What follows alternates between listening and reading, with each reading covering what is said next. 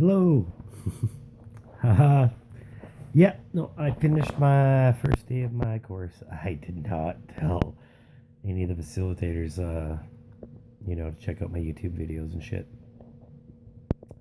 I just, timing didn't seem right, and I don't really need that right now. I don't think that whatever it would bring, I don't know.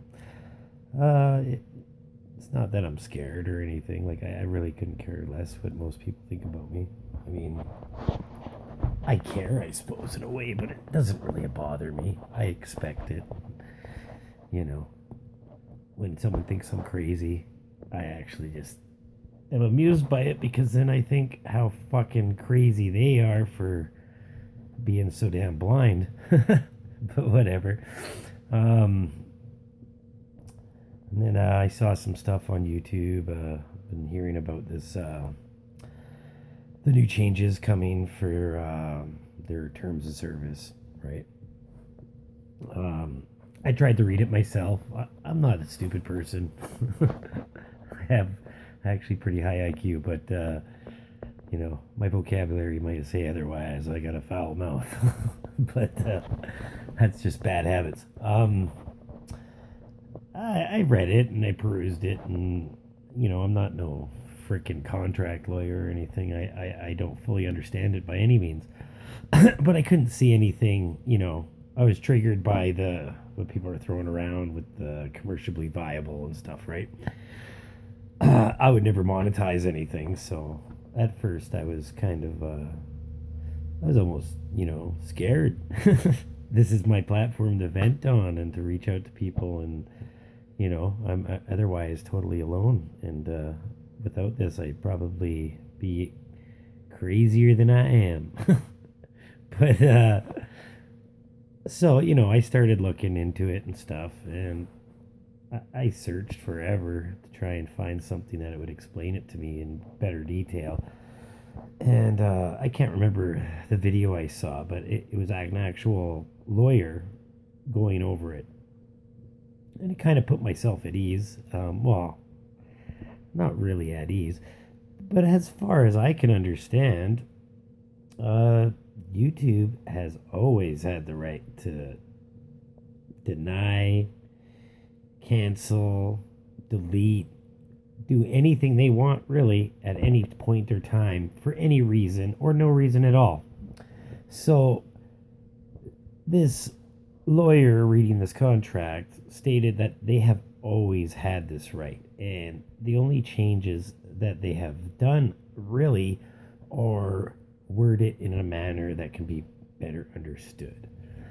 So I don't know if it's a matter of people automatically getting triggered and seeing that, oh, if it's not commercially viable, oh, they're cleaning house, or if they're just, or if this is really the case, they could have always done it and they still can and they're going to.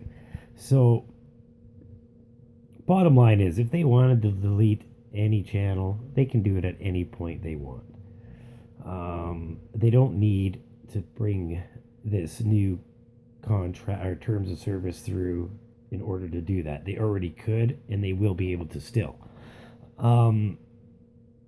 So I don't know if everybody's. This is just another fucking tactic of fear mongering or what. I would be really upset. I would boycott fucking YouTube and delete it, uninstall it wherever I could, and just not use it ever again. But at the same time, this would highly affect my life at the moment. Like, I mean, this is my platform that even if I wasn't adding videos, this is my sole form of knowledge and entertainment. I'm always trying to look into stuff to better myself, to better understand this reality, and I sure the hell ain't gonna find that elsewhere. I tried to look into other platforms. Um, some might be getting better. Some may do the trick, like BitChute and stuff like that. But the this whole scheme of it, like everything is just such a smaller scale, right? So it almost defeats the purpose. You're not going to reach the people that you want, and I don't know. I'm just hoping that it doesn't come to that. I fucking hate Google, and I am not a. I want to say I don't like YouTube, but I really, if it wasn't for YouTube, I wouldn't fucking. I wouldn't even be where I'm at. I mean, I'd be a blind zombie, sheep, fucking, and whatever, you know. So it's kind of on the fence with that. It's hard. I know Google owns fucking YouTube, and Google's like the fucking devil incarnate, but what are we supposed to do, right? It's actually amazing that they let us do what we do thus far, considering the message we send, right? So I just hope it doesn't change. If it does, I hope freaking YouTubers and stuff, they're get a chance to express where they can be found or where their content can be shared or whatever before we lose the opportunity to even share that. But anyways, like everything else, I'm not going to put a lot of thought and emotion into it. I'm not going to fear it. I have negative thoughts about it. I can't always stop, but I'm going to try and stop myself and change it. Just like I said before, I believe we manifest this reality, or we manifest our own personal realities, or collectively we do whatever. So if we're all going to start fearing or expecting or whatever, all these things that YouTube are going to come down on us and delete us or cancel us or whatever, it's all just another form of fear. So I'm going to be positive. It's going to be good.